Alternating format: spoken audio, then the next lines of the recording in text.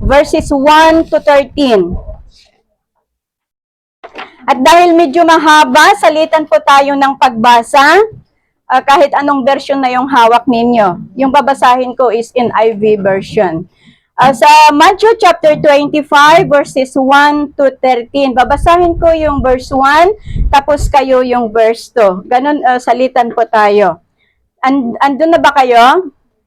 Okay, Matthew chapter 25, verse 1, sabi dito, "At that time, the kingdom of heaven will be like 10 virgins who took their lamps and went out to meet the bridegroom.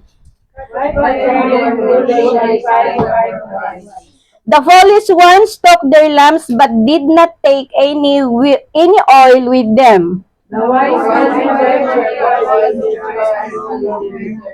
The bridegroom was a long time in coming, and they all became drowsy and fell asleep.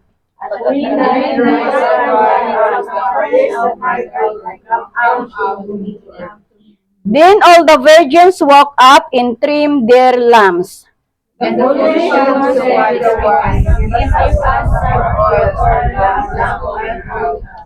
No, they replied, there may not be enough for both of us and you. Instead, go to those who sell oil and buy some for yourselves.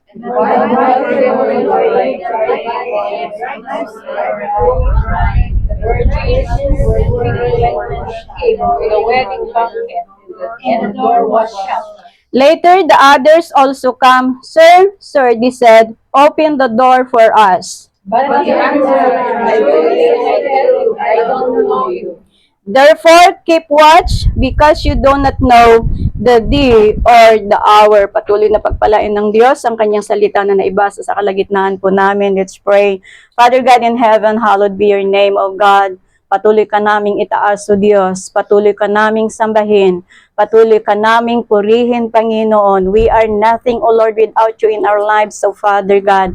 At sa oras na ito, Diyos, na ibasa na po ang iyong mga salita sa kalagitnaan po namin, O God.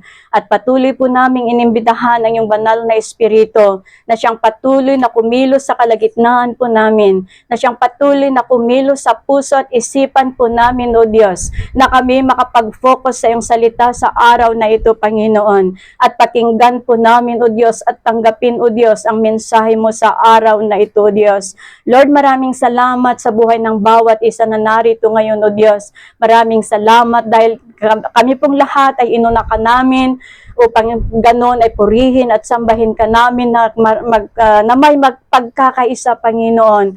We praise you, we glorify your name, O God. We thank you, Father God, sa lahat ng biyaya, pagpapala na binubuhos mo po sa amin, ipinagkakalob mo sa amin araw-araw, O Diyos. Ikaw ay aming papurihan, ikaw ay aming sambahin, in the mighty name of Jesus. Amen. So lahat po na po tayo ay makaupo. So ang tema po natin sa araw na ito is sabi dito, be ready, the bridegroom is coming. Be ready, the bridegroom is coming. And the title of this message also is, don't let our lamp go out. Don't let our lamp go out. So sa chapter 24 ng Matthew, mga kapatid, dito po natin mabasa na dito ibinahagi ni Jesus sa kanyang mga disciples ang mga senyales na maganap o mangyari before His second coming. That before Jesus return, mabasa po natin doon that many false prophets will appear. Increase of wickedness, famines, wars, earthquakes, crimes, violence, and even, sabi niya doon, the love of many will grow cold. At sa chapter 25 naman po, dito natin makita, at dito po natin yung binasa natin, ibinahagi ng Panginoong Jesucristo about the 10 virgins. At ang parable na ito ay tumutukoy about sa pagbabalik ni Jesucristo. So makita po natin that during Jesus' ministry in this earth, kadalasan siya ay gumagamit ng mga parable, di ba? Kadalasan siya gumagamit ng mga parable dahil gusto niya na mas maintindihan ng kanyang mga listeners ang kanyang sinasabi o ang kanyang itinuturo. Kaya kadalasan siya gumagawit ng mga example, siya gumagamit ng mga parable nang sa ganun mas madali nilang makatch up kung ano ang gustong iparating na turo o lesson ng ating Panginoong Diyos. So in this parable, mga kapatid, in this parable of the 10 virgins, the bridegroom here is Jesus. Okay? The bridegroom here is Jesus. The virgins represent the church or the believers. And the lamp represent our faith or profession. And the oil represent the Holy Spirit and spiritual readiness. So sa araw na ito, mga kapatid, alamin po natin yung mga step by step na naganap sa parable na ito. So ang una na makita po natin at kung ano ang itinuturo ng parable na ito sa ating lahat bilang mananampalataya na naghihintay sa pagbabalik ni Yesu Kristo. So ang unang makita po natin dito is the virgins look the same. Okay?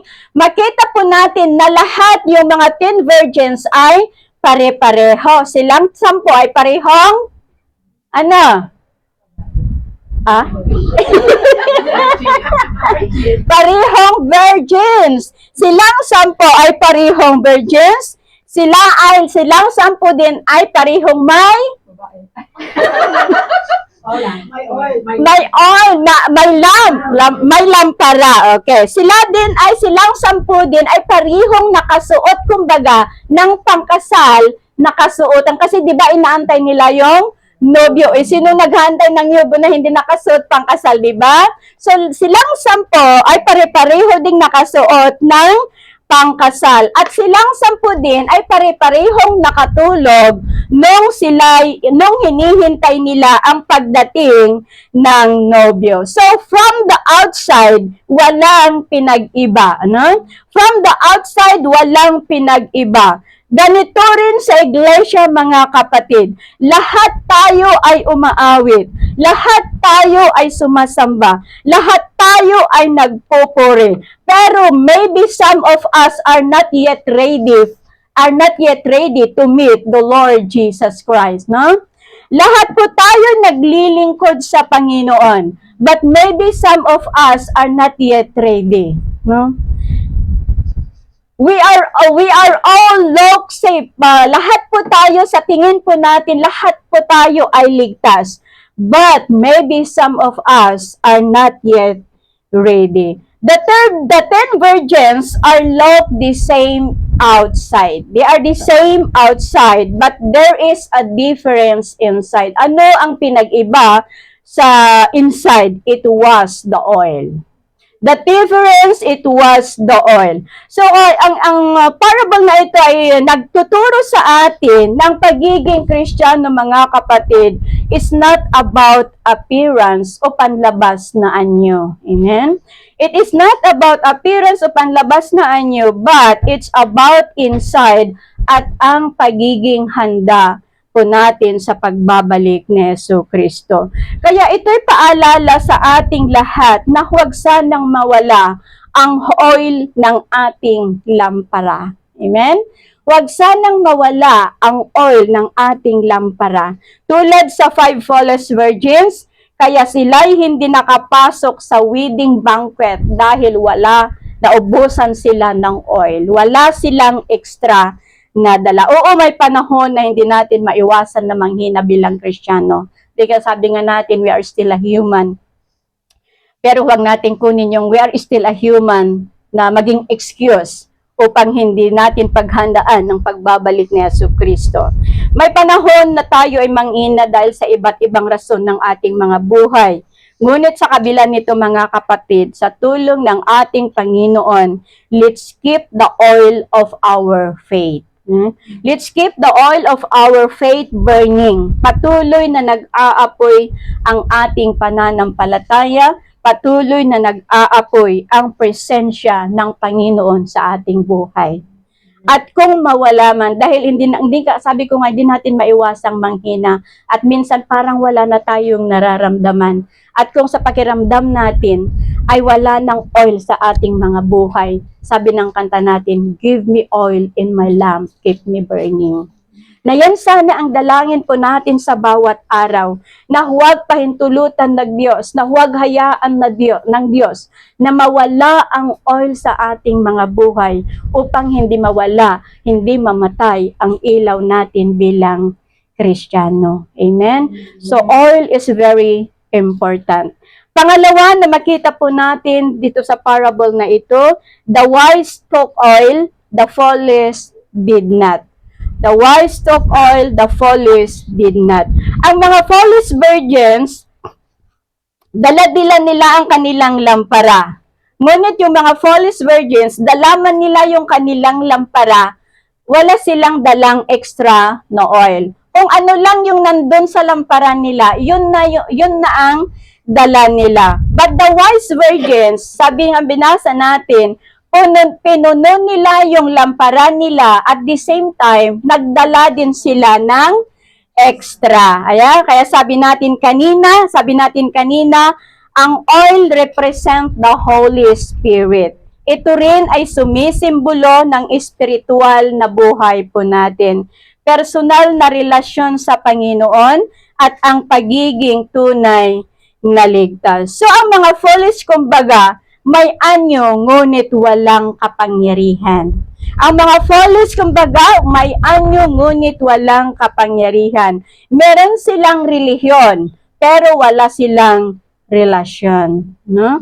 Meron silang relasyon, ngunit wala silang relasyon sa Panginoon. They look ready, but they were empty inside.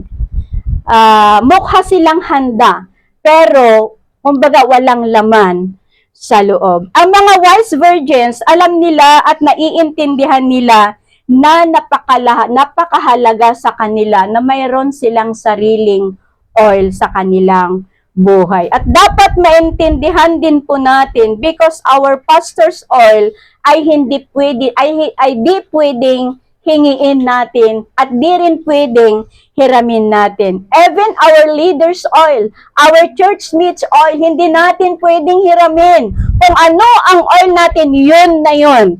Kung hindi pwedeng hiramin kung anong oil ng kapwa nating mananampalataya. Ganon din sa salvation, mga kapatid.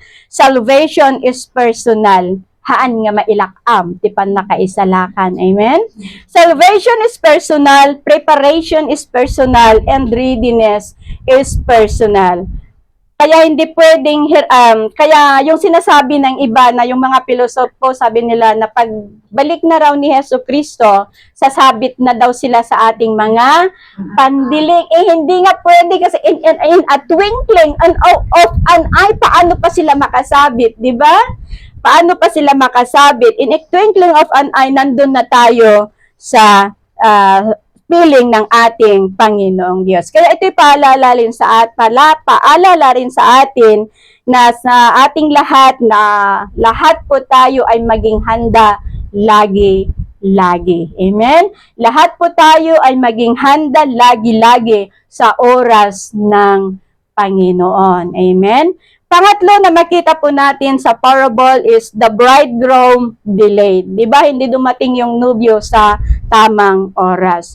Sabi natin kanina na lahat ng virgins ay nakatulog. Subalit nakatulog man yung mga wise, sila ay but they sleep with oil.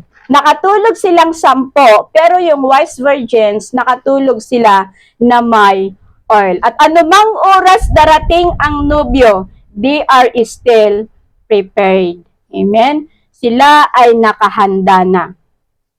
So, nadiliman ng pagbabalik ni Jesus, mga kapatid, ang sigurado, He is still coming. Nadiliman ng pagbalik ni Jesus Kristo, but He is still coming. At huwag po nating kalimutan that delay does not mean denial. Okay? Nadili lang siya. Hindi ibig sabihin na hindi na siya darating. Darating siya sigurado.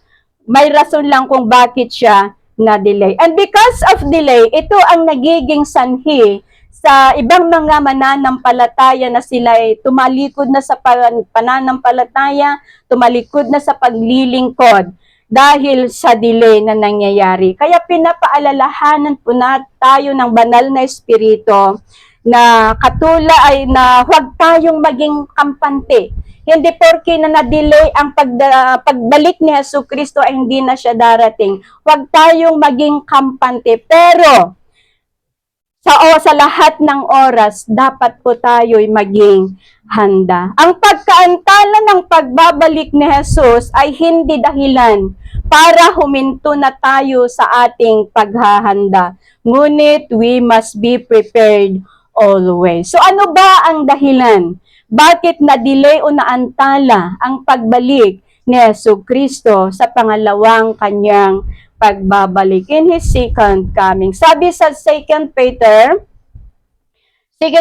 chapter 3 verse 9. 2 Peter chapter 3 verse 9, ang Panginoon ay hindi nagpapabaya sa kanyang pangako gaya ng inaakala ng ilan. Sa halip, nagbibigay siya ng pagkakataon sa lahat sapagkat hindi niya nais na may mapahamak, kundi ang lahat ay makapagsisi at tumalikod sa kasalanan. Amen. Ito ang dahilan. So sa madaling salita, ang pagbabalik ng Panginoon ay tiyak.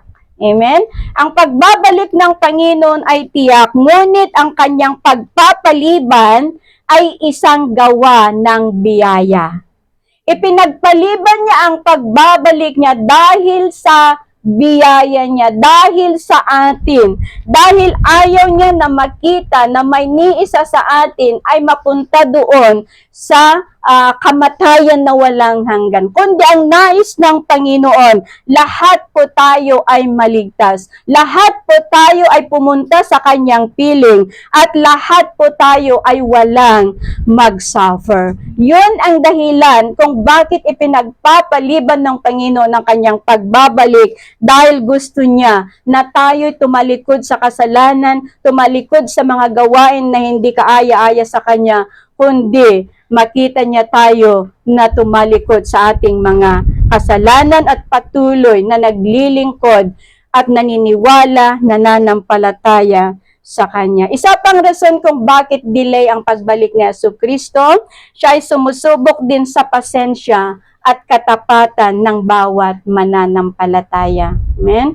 Siya ay sumusubok ng pasensya at katapatan ng bawat mananampalataya. Kaya again, every one of us, lahat po tayo, be prepared always. Dapat sa bawat minuto, handa po tayo anumang oras darating ang ating Panginoong Hesukristo.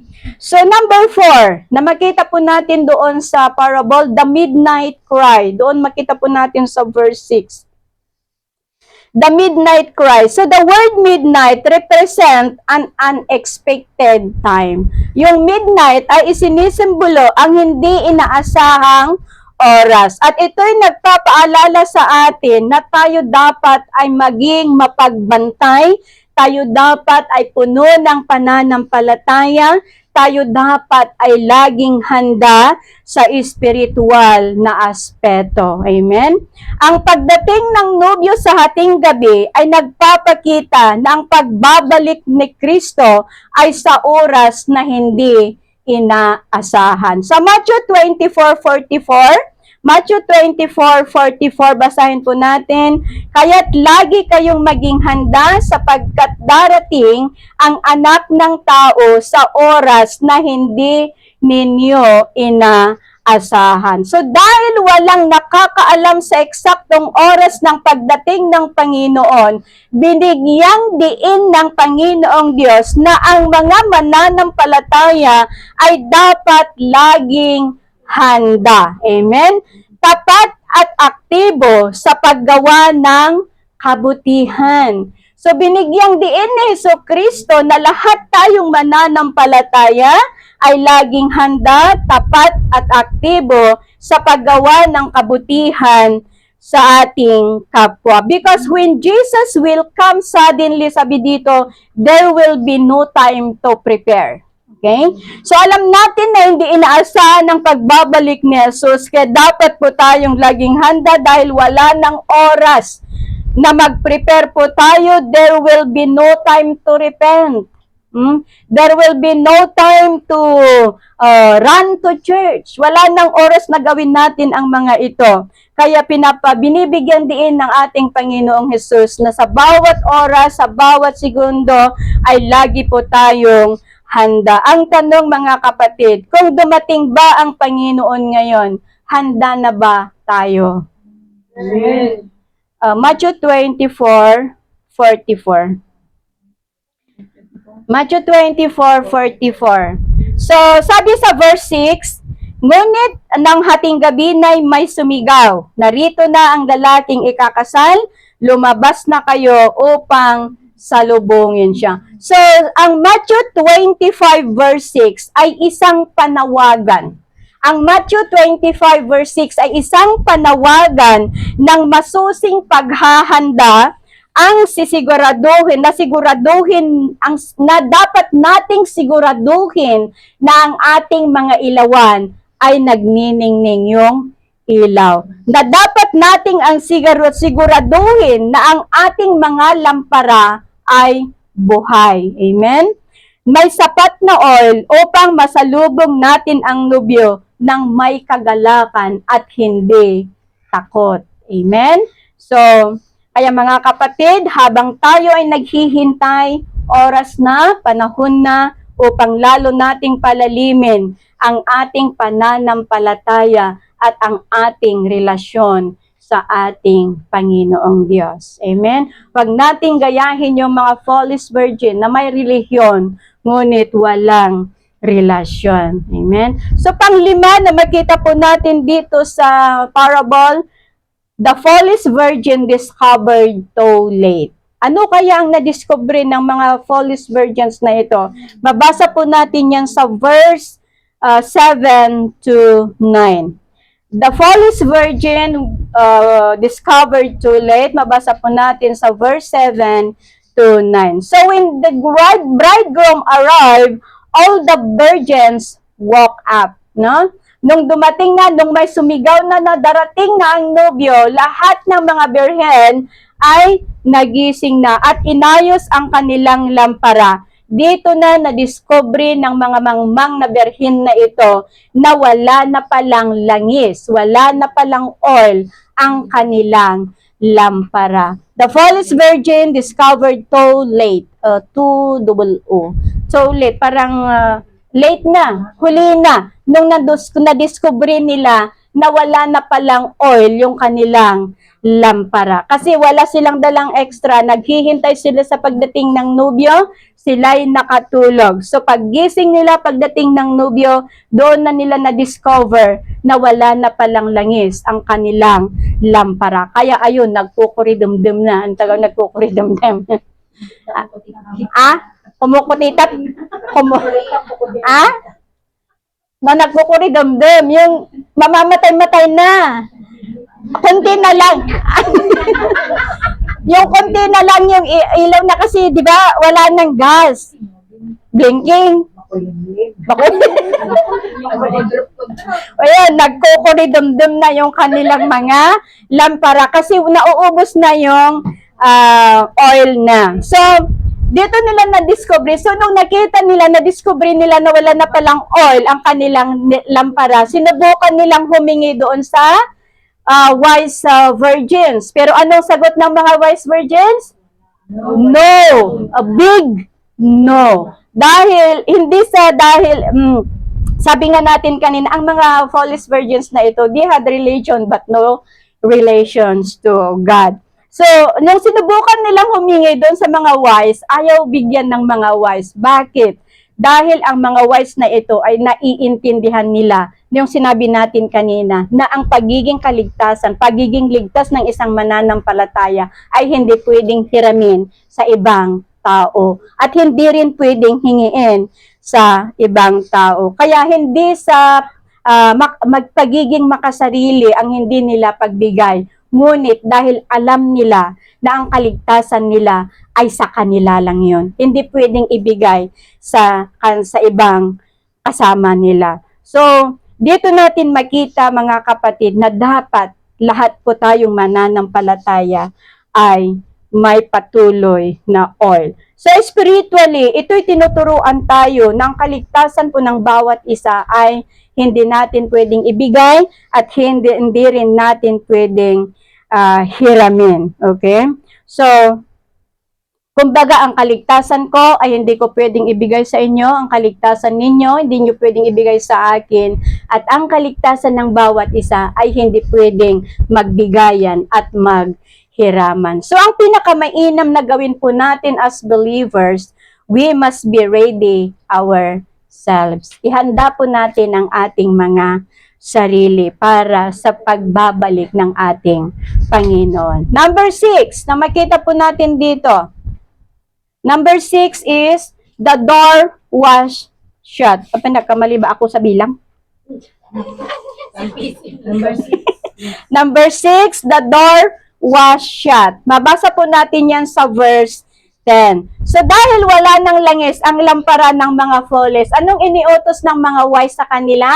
Punta sila doon sa mga tindahan upang sila bibili ng sarili nilang oil. So, ang mga foles, sila'y lumabas, paglabas nila, dumating na ang nobyo. Dumating na ang nobyo, the bridegroom came. Then the wise went in dahil sila ang handa. Dumating ang nobyo, pagkaalis ng mga foles na bibili ng oil, at ang mga wise virgin lang ang nakapasok doon sa wedding banquet dahil sila ang handa. So pagbalik ng nobyo, then the door was shut. Nasarahan na ang pintuan. Ito'y nagpapakita ng oportunidad sa kaligtasan ay may takdang panahon.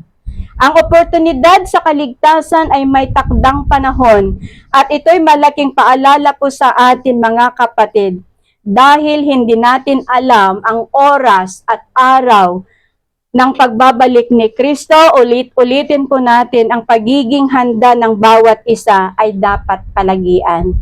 Ang pagiging handa po natin ay dapat palagian. Hindi lang sa araw ng linggo tayo dapat handa, hindi lang sa araw may gawain tayo dapat handa, kundi ang pagiging handa po natin ay lagi-lagi, minuminuto, oras-oras, dapat tayo ay handa. Amen? Pang-pito. Malapit na tayong matapos. Pang-pito, the saddest word ever spoken. The saddest word, ang pinakalungkot na salita na narinig ng mga foles na ito. Ito'y mabasa sa verse 11 and verse 12. Nung nakabili na yung mga foles, so lumabas yung mga foles, bumili ng kanilang sariling oil, pagbalik na, the saddest word ever spoken. The saddest word ever spoken. So nung nakabili na yung mga foles ng oil, sila'y bumalik na. Nung pagbalik nila, nakita nila na sarado na ang pinto, no? Sarado na ang pinto. Sinubukan ay kumatok sila, Panginoon, Panginoon, papasukin po ninyo kami. Ito ang tawag ng mga mangmang na virgin na ito. Pakiusap nila na papasukin sila. Ngunit sumagot ang nobyo. Anong sagot ng nobyo? Hindi ko kayo kilala. Ito ang pinakamalungkot na ating marinig kapag tayo ay tumatawag, di ba? Hindi ko kayo kilala. So, ang pagsara ng pinto ay nagpapahiwatig na may hangganan ang biyaya at kaligtasan. Amen? Nagpapahiwatig na may hangganan at biyaya, may hangganan ang biyaya at kaligtasan dahil kapag nagsara na ang pinto, hindi na pwedeng bubuksan. Hindi na pwedeng mabuksan. Noong panahon ni Noah, alam po natin ang istorya ni Noah. Noong panahon ni Noah, nung natapos na niyang ginawa yung ark, di ba sinubukan niyang hinikayat yung mga tao na papasok sila doon sa ark dahil may darating na floods. Pero imbes na sila'y pumasok, tinawanan nila si Noah. So, ang pamilya ni Noah at saka yung mga pairs of animals ang pumasok doon sa ark. Pagkapasok nila, nagsara na ang pinto. Nagsara na ang pinto. After 7 days na nandun sila sa loob, nag-umpisa ng bumuhos ang ulan. Palakas ng palakas ang ulan, diretso yan within 40 days and 40 nights. Pataas ng pataas ang tubig, palakas ng palakas ang tubig, hanggang nalulunod na yung mga tao. Yung mga tao, kumakatok sila doon sa ark, napapasukin sila. Ngunit anong sagot ni Noah? Ang sinarhan ng Diyos ay hindi na pwedeng buksan ng tao. No? Ang sinarhan ng Diyos ay hindi na pwedeng buksan ng tao. Kaya nakakalungkot at masakit kung sabihin din ng Panginoon sa atin ito, mga kapatid. Kaya ang dapat po nating gawin na dapat po tayong maging handa upang hindi rin tayo ang pagsabihan ng Panginoon nang hindi ko kayo kilala. Pero ang sabihin ng Diyos sa atin, "Welcome, my faithful servant." Amen? Yan sana ang marinig natin na sabihin ng Diyos kapag tayo ay humarap sa Panginoon. Amen? So number 8, the last one, the final warning. Sa verse 13, sabi ni Jesus Christ, the final warning, sa verse 13, sabi ni Jesus Christ, kaya magbantay kayo dahil hindi ninyo alam ang araw o oras ng aking pagbabalik. So, binigyan din Yesu Kristo ng kanyang pagbabalik ay biglaan, ng kanyang pagbabalik ay hindi matutukoy. Na kaya kung kailan, kaya binibigyan niya tayo ng babala o warning na sa bawat sandali, ulitin ko ulit, dapat maging handa po tayo.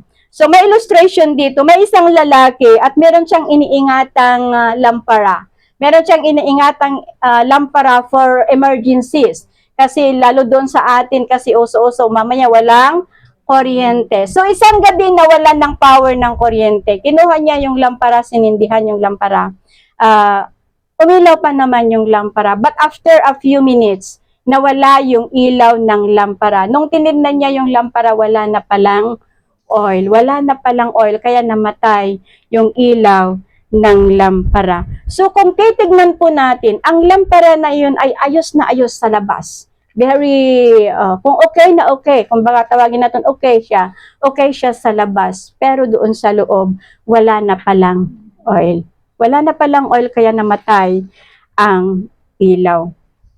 Some Christians, marami sa atin that we are look fine. We are look fine outside, but there is no oil inside. Marami sa atin ang masaya, nagpupuri, naglilingkod, but there is no oil inside. So in application this message to every one of us, wala pong exempted. Lahat po tayo. Tanungin po natin ang ating mga sarili. Is my lamp still burning? Is my lamp still burning? Do I still have oil? Meron pa ba akong oil? Handa na ba ako sakaling babalik, sakaling darating ang Panginoong Hesus sa araw ngayon o sa oras na ito? The 10 virgins waited, but only 5 were ready. The other 5 were not. The difference was oil. Ang diferensya, mga kapatid, ay ang langis. Mga kapatid, don't let our lamp go out. Don't let our lamp go out, but let us be filled. Be ready, be watchful. Don't depend on yesterday's oil. Don't depend on someone's oil sa araw na ito, mga kapatid. Get our own oil. Amen? Get our own oil, because one day, the cry will sound, the bridegroom will come, the door will shut, and only the ready will enter. Ang tanong, are we ready to face Jesus?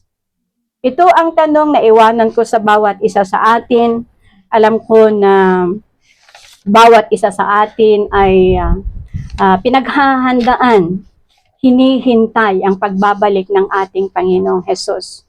Pero may mga oras na tayo ay nanghihina, may mga oras na tayo ay dumadaan sa maraming pagsubok at naapektuhan ang oil natin bilang isang mananampalataya. Pero sa oras na ito, hingin po natin sa ating Panginoong Diyos na tulungan po tayo na laging nagliliwanag ang ating lampara, na hindi mawawala, na hindi nawawala ang oil sa ating buhay spiritual, upang sa oras na pagdating ng ating Panginoong Hesukristo, tayong lahat ay handa sa kanyang pagbabalik. Tayong lahat ay handa to meet Him in the air. Amen? Hallelujah. Shall we all arise and